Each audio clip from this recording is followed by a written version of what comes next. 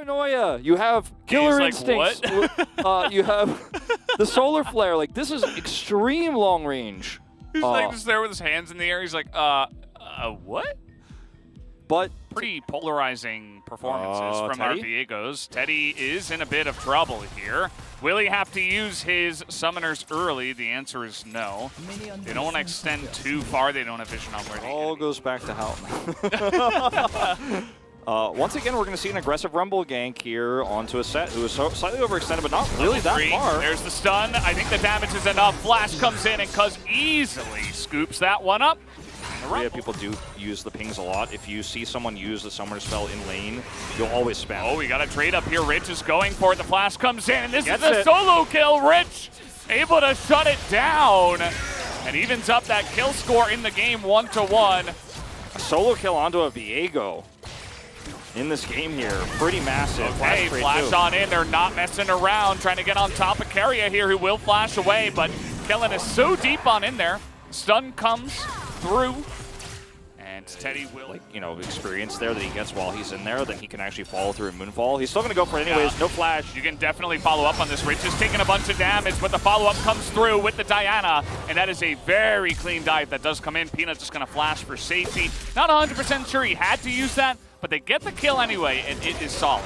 T1 going to get the first Drake, trading back here on the other side of the map. The range advantage that you have in the lane with the combo, with the Thresh, talking about that matchup. We, though, have a 2v1 onto Gory here. The Equalizer ticking for so much damage, but look at that. They don't even follow onto Gory. No way. The missile. Oh, that was so close. Right behind him. So we have this Rift Herald coming in, but it's 4v2 right now. The rotation from Nongshim is late. And no teleport from Gory. He has to walk. Could try to follow up, but no, it's a bit too late. So, the fact that T1 have this first break is pretty massive. Kellen, he's just all alone here. Keria, but they're not quite able to get the burst damage in. Keria just exhausts and walks away. Yeah, exhaust used, and they're going to take this opportunity now to go ahead and drop the Rift Herald and clean up the rest of these plates. Will be first turret blood 2 going over to T1. Teddy going to pick that up. 610 gold. Rich was very far forward. He does react very quickly here. We'll just have Teddy and Keria trying to get a further lead here. Some additional plays. Trying to punish Keria, but Rich maybe did he go too far? The kill not quite coming in, but Kai'Sa's able to get that execution. And now we have the Paranoia follow-up. The Jinx has to flash away. And this is what Nongshim's comp does. You find enemy champion, and you engage on them. You press all your buttons. Look at this. Peanut's here. That's a really great stun. Oh, that was so beautiful. Blind 2 over the wall just in case he was there. It's not over yet. Peanut once more. more. On the chase, and there it is. He's got Probell. Easy peasy flash on over. You got to be careful about the Viego, but you still got so much value if you're Nongshim in that top side fight. So much extra gold. They actually pull ahead. They take a gold lead, and they're going to get an extra plate here, it looks like, potentially. Okay, big fight here in the mid lane, but the grit is there, and the Haymaker is huge. The solo kill for the former substitute. And you try to basically push Rich and Peanut out of the lane and stop them from bullying Kana. But it was just an over. Right, look at the vision around the left side of the pit. Oh, look at all the pings. Like, T1's like, well, I can't be anywhere near that area. I can't be anywhere over there. They could be lying in wait for us. We don't know. So long since we've actually had a real fight or a kill. We got to watch this. Guys, yeah, go back to the mid lane. This is definitely what we want to see. The Heartbreaker will be denied, by the way. Here comes Peanut. Here we go, just jumping on in. Duck Tom is looking for the engage, but he went a little bit too far. He's going to be burst down. And now Rich is in the enemy jungle all alone, not able to do anything. Down he will go. And now it's a 5v3 in favor of T1. Nongshim, they are desperately looking to pull the trigger. It's fights like this, but this time it goes way better, right? Nongshim are not ready to pounce and actually punish as quickly with their comp this time when the death sentence comes through. They're going to group around this Baron, but they don't have the firepower to stop this. No control wards either. Okay, there it is. There's one. And the one does come down. Will we have any Peanut. steal from Peanut? Can he get it? No. That was down to like 24 health, but not quite able to get any kind of steal. Peanut is famous for greedy. Hook on Agori here. He doesn't care. As Nongshim, they're still very confidently pushing into T1's jungle, even though the Equalizer will come down here. Here's the follow-up from Kellen. He's going to disappear. Now the Diana goes in, has to smite to survive. And well, after the second time Kellen makes a mistake here, being over-aggressive, I think we're going to find out what it looks like when you're behind, because T1 are now massively ahead in this game. They've won every single fight since that last exchange that went badly for them on the top side, because Nongshim get a little bit of prio before they collapse in.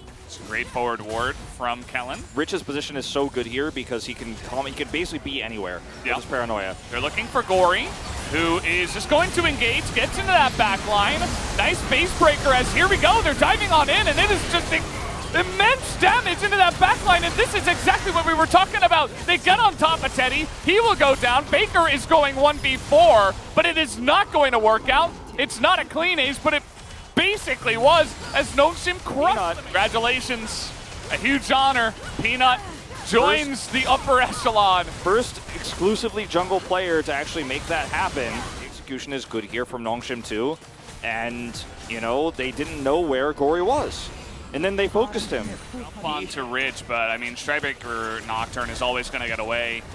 As we have seen over the course of 2 games, that's been pretty. You got like 20% health there in like 3 seconds. Plus so two Ocean Drakes on top of it all to help heal him up. Ocean Drake value in the late game against the Rumble is so good, actually.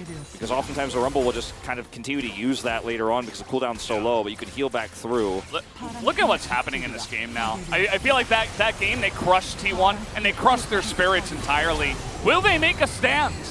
Will they have any hope of winning a team fight here? They're going to let all 3 inhibitors go down. Defensive paranoia here. It guarantees the 3rd inhibitor. And now the ball's in Nongshim's court here. They can back off. They're TPing in. If anybody dies here for T1, they win the game. But I think they might be forced to just back off. Rumble does have his equalizer back up. Baker's going in.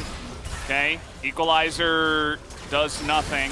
And there's the engage. The Diana goes in. The hook is good, though. Nice. Zhonya's, but Peanut might be in danger. And there is the set engage once again.